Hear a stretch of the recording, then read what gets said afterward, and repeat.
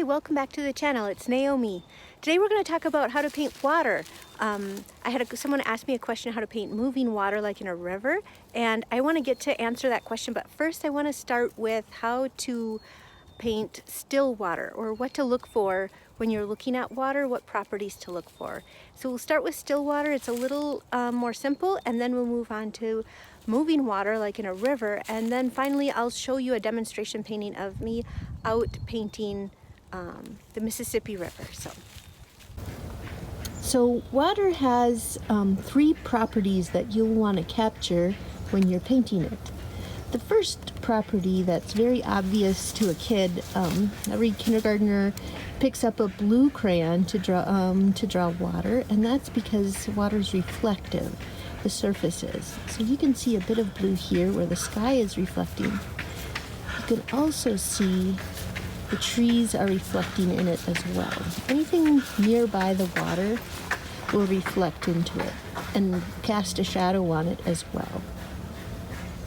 So that's the first property, is reflective.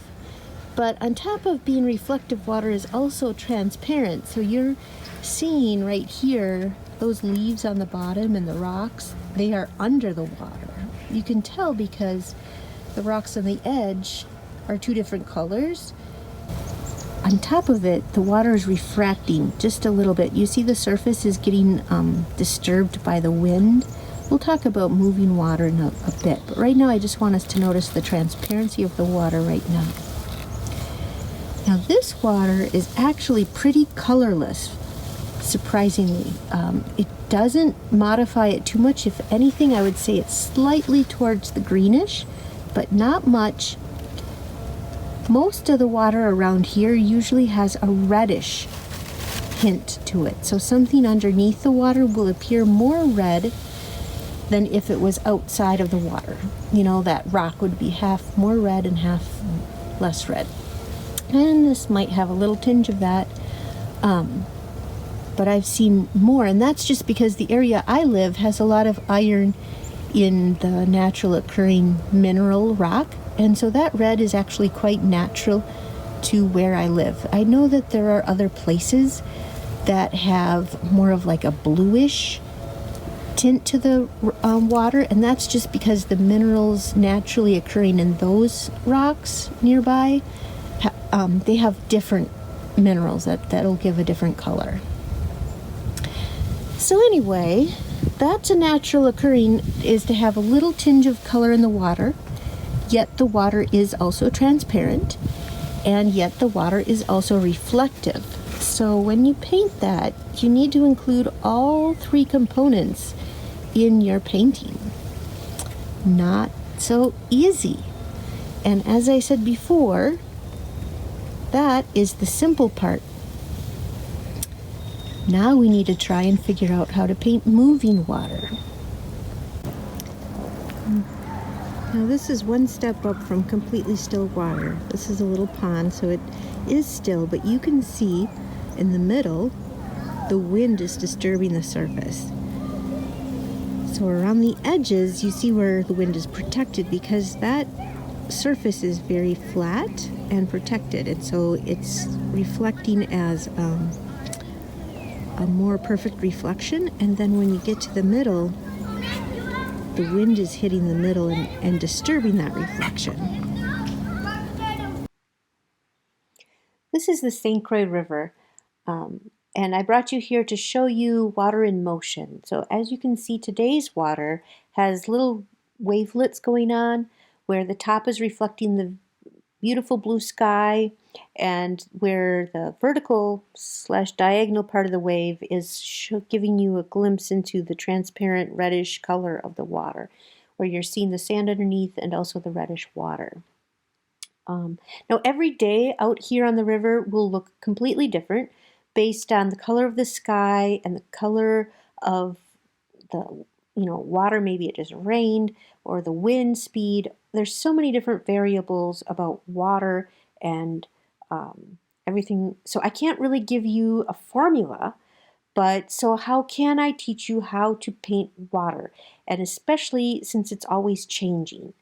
And the secret is to stare at the water. I just turned it slow motion.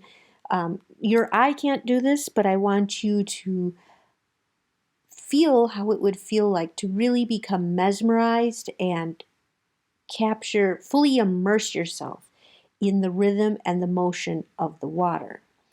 Now, I like to think of it as like a little schoolgirl who's trying to get into the double Dutch rope.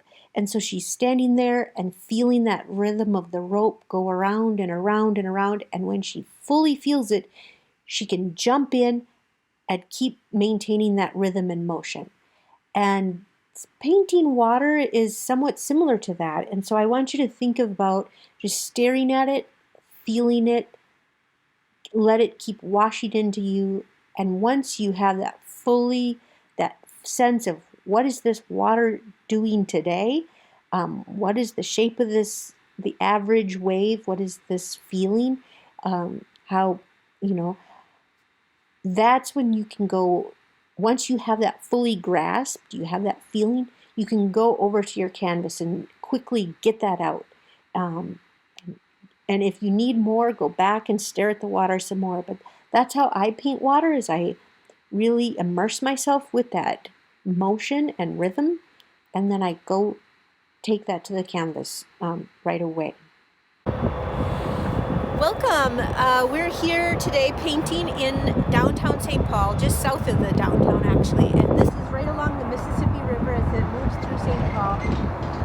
Today we're going to be painting the bridge behind me with the arches, and I just really like how those pillars are reflecting into the water, and yet the water has the different color shapes as it interrupts those reflections. So I think it'll be a really pretty painting. That's what caught my eye, and so yeah, let's work on it and see how it goes. Here we are. I'm sketching in the general outline of things, where things go. I use a viewfinder, as you can see in the shadow, and then I use the cross-hatching along the edges that correlates with the viewfinder to find my place within the canvas. I started with a brush, as you can see, and now I switched to a knife, and I'm laying on color and pulling it back off, and so I can adjust those values back and forth to get them to relate.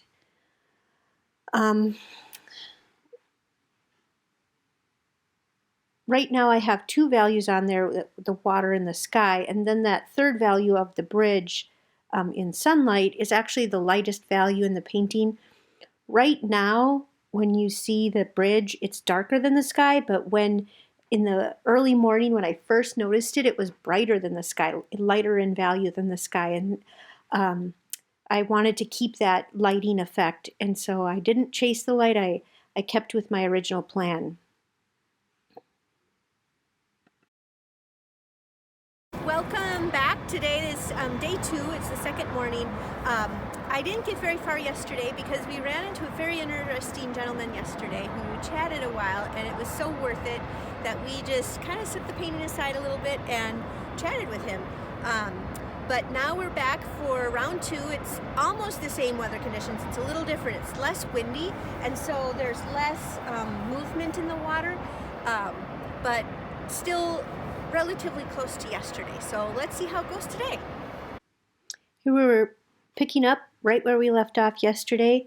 One thing I wanted to do, I noticed that the background of that bridge, there's other bridges back there. There's 2 other bridges behind the main bridge in the front. So I was putting those in, the shadows under the bridge, and then also the highlights on the water, making sure all the colors came through the water. Now I'm adding the reflections in of the bridge into the water. You want to make sure that reflection isn't solid and it needs to be ethereal and kind of barely there. Otherwise it looks like it's a solid piece rather than a reflection. Here's the fence going in.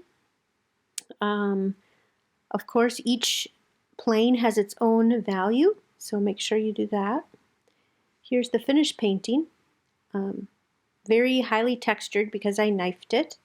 You can see that water has a lot of movement in it and reflection, and yet also a lot of value changing and even color changing. It's quite a colorful water, but yet it reads as water. I painted this scene as part of the Urban Life series that I'm putting together for the Phipps Center for the Arts. The show will be this December of 2020, with the opening being December 4th. And the Phipps is located in Hudson, Wisconsin. You all are welcome to come. I've included other scenes that I've done along the St. Croix River just so you can see all the different possibilities and different ways of handling water. The water is never the same, and so you shouldn't handle it the same way. Some days are calm, still, and some days are choppy, and you need to paint what you see. Well, that's it for today. Thank you for watching. Hope you enjoyed this video, and if you still have lots of questions, I probably didn't answer everything, but ask them down below and I'll be sure to answer them. And if you do paint water, please share your paintings with me. I'd love to see them. So blessings to you, stay healthy, and see you soon.